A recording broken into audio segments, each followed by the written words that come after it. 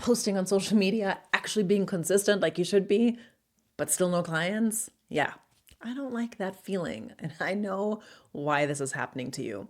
There's actually a framework when it comes to social media marketing. It's when you're a smaller business and there's only one of you, right? How are you supposed to make it all, do it all, create it all, post it all? So this strategy is going to help you. It's going to simplify things for you. Here's what most entrepreneurs do wrong. They're busy, right? You probably wake up on Monday and like, oh shoot, I got to post something. And then on Wednesday, like, oh man, it's the end of the day. I've got to post something. And then on Friday, oh, what can I do? I'll just copy this guy's stuff and post it. That's not a strategy. That's not marketing. That's not going to get you where you're going to be, which is getting clients. There's a thought process and a framework that needs to be implemented. Real social media is actually a 3-part framework. I want you to commit this to memory. ACA. So A is awareness. That's the kind of content that makes people go, oh, I didn't know that. Or, oh, this is interesting. Or, hey, this is something new. The C stands for connection. Somehow you have to connect with your people. So that connection is where people are like, oh, I really like her. Oh, she gets it. Or she gets me. She's really talking to my fears and she's talking to my pain points and all that stuff that I'm needing. That connection is vital. And they also need to know like, hey, she keeps showing up. She keeps being on Instagram, or he keeps showing up on LinkedIn with these wonderful newsletters and blogs and posts. And the last A stands for action. A lot of people that I work with, they don't do the action part. There's no call to action. There's no what's next. There's no, hey, what do you think? Write me back. There's no meet me in the DMs. There's no lead magnet, nothing. And that action is so important. You gotta get them to do something like subscribe, download, send me a DM, something. So what is missing in this framework? Random tactics. Random tactics, last minute posts, they don't get you anywhere. I know from personal experience, when I started doing my own Instagram, it's not pretty. I am not very proud of it. And so I show up very different on YouTube. I give people things that they actually need. I have links to things that they actually may want, some freebies, some things where I sell things. So that is the difference between doing it the right way and the wrong way. And so when we do social media as a company in corporate, all that stuff is strategized way, way, way before we post. And that's what we want to do as entrepreneurs. I know there's less time. I'm a solopreneur. You probably are too. It's a little bit more difficult. So that's why we just want to keep it really simple. It does have to be planned out. You don't want to just post willy-nilly. Just put crazy stuff out there that really doesn't resonate with your potential customer. When you understand and implement this framework, you go from just content everywhere to the strategic path where you want people to do something. Tell me in the comments, are you posting willy-nilly or are you posting by design and you're really intent on what you're about to post and you have a strategy behind it? And when you're doing it the right way, you literally go from posting to marketing. And we want you to be in this marketing, which means you're going to get leads and you're going to get clients.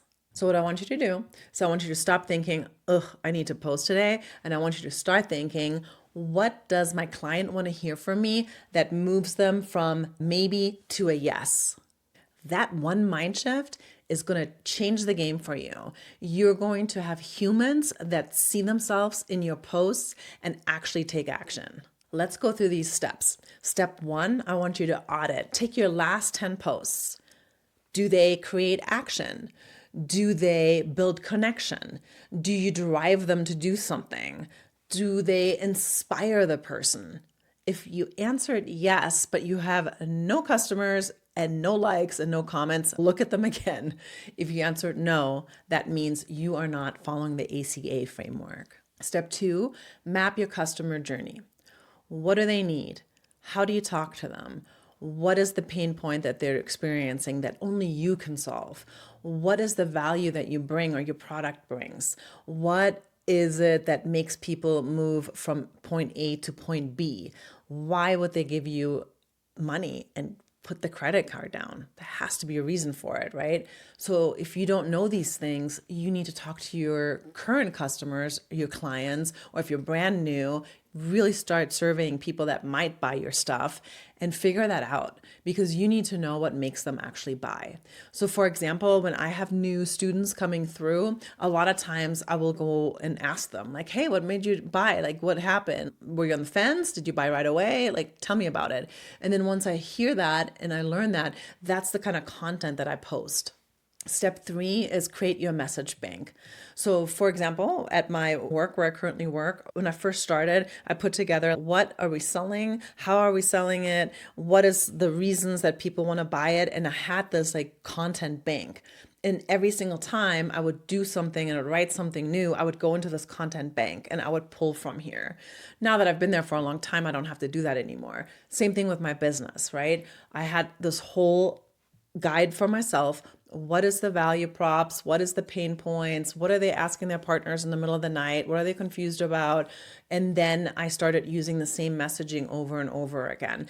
And I still change that. So for example, this is a fairly new YouTube channel as I record this. And so I'm going to be learning from what people like and what people don't like. What parts in the video are they dropping off, right? And that's going to actually change some of my content to make sure I follow up with the right content, because I don't want to waste my time. I don't want to waste your time, right? I want to give you what you need in order to run your business, grow your business. And so I want you to do the same thing with your audience. Really get to know them and then put together that memory or content bank that really is something that you can go back to over and over again. And over the years, you can optimize it.